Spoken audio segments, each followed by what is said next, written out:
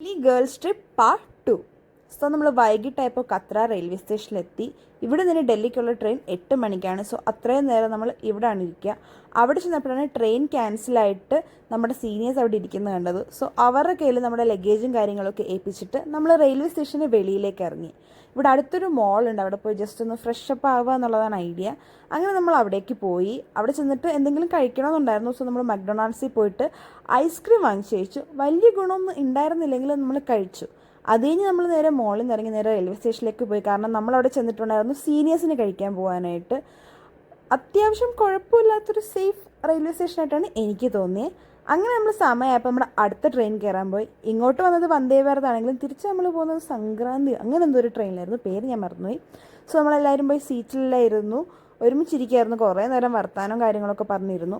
പിന്നെയാണ് നമ്മൾ റൂമിൽ നിന്ന് കൊണ്ടുവന്നിട്ടുണ്ടായിരുന്ന പൊതിച്ചോറ്. ഇത് കഴിക്കാനായിരുന്നു എല്ലാവരും എക്സൈറ്റഡ് ആയിട്ടുണ്ടായിരുന്നത്. നമ്മുടെ കയ്യിലുണ്ടായിരുന്ന സാധനമൊക്കെ വെച്ച് തട്ടിക്കൂട്ടി ഉണ്ടാക്കിയ സാധനമാണ്. പക്ഷെ ഭയങ്കര ടേസ്റ്റ് ആയിരുന്നു, എല്ലാവർക്കും ഇഷ്ടപ്പെട്ടു. ട്രിപ്പിൻ്റെ ഒരു ഹൈലൈറ്റ് പാർട്ടായിട്ടാണ് എനിക്ക് തോന്നിയത്.